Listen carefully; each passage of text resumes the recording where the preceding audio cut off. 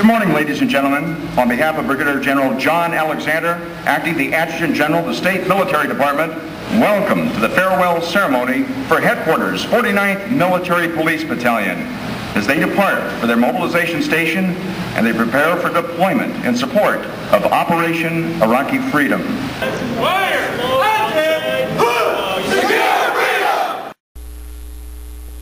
It's been 9 months since the troops of the 49th Military Police Battalion have left for Iraq, and yet the departure is still felt by many of their families. During their absence from their families, they have to miss out on so much. Grandchildren grow up,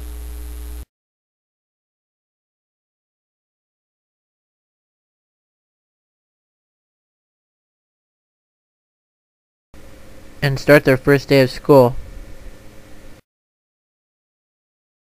And children get married.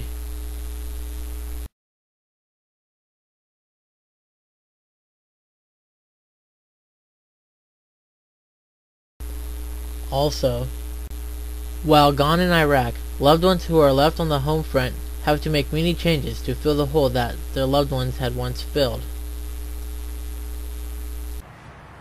So what kind of changes do you have to deal with when a loved one goes overseas for such a long time? Well, it depends.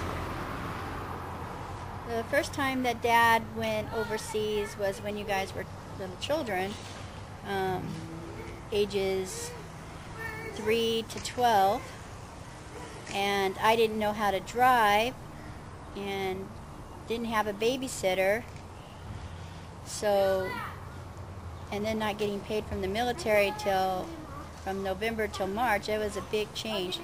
Had to go, I got a job, got a learner's permit. I had a friend from Head Start teach me how to drive, and I had to pay people $5 to watch all my children, and then $5 to take me to a store that was just down the street to go grocery shopping. I had to pay a lot of just to get anywhere, so I learned how to drive and I became more independent.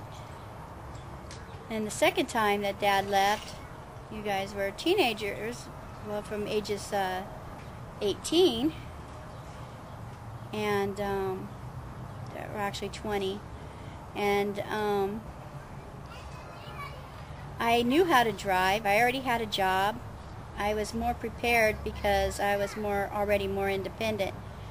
But the hard thing was you guys not listening to me as much as your dad, and that was hard because you guys always listened to your dad and not me. So just dealing with things and not having nobody to turn to when I needed help, or if the car broke down, no help because mechanic was gone, my husband the mechanic.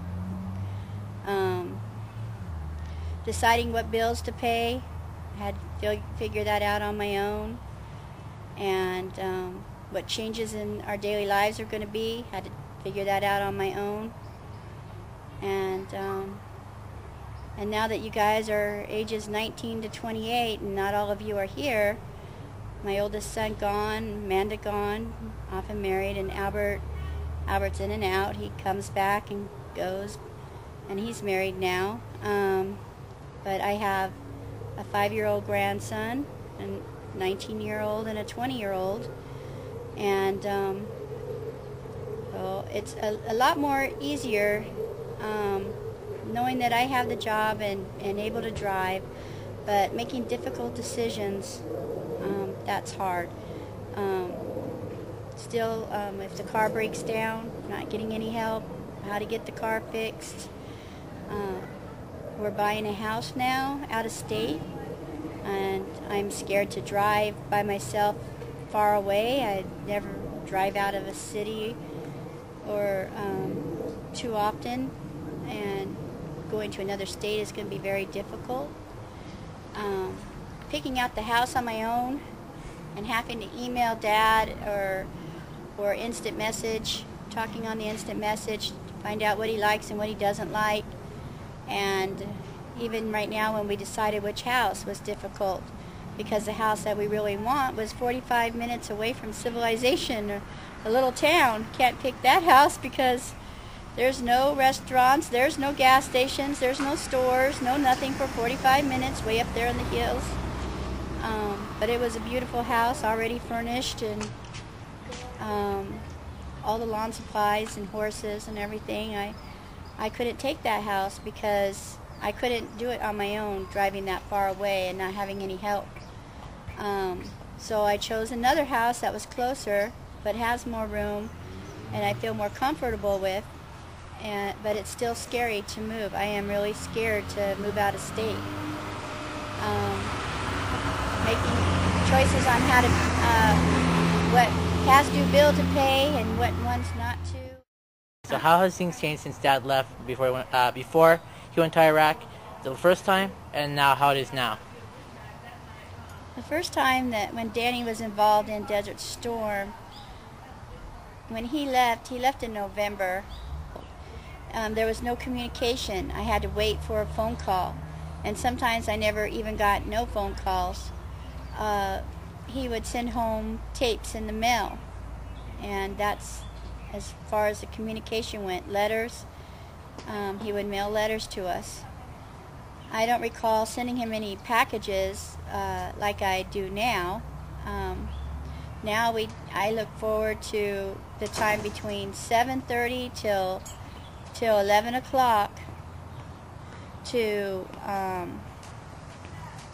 talk to him on the computer. Not knowing what time he will be there.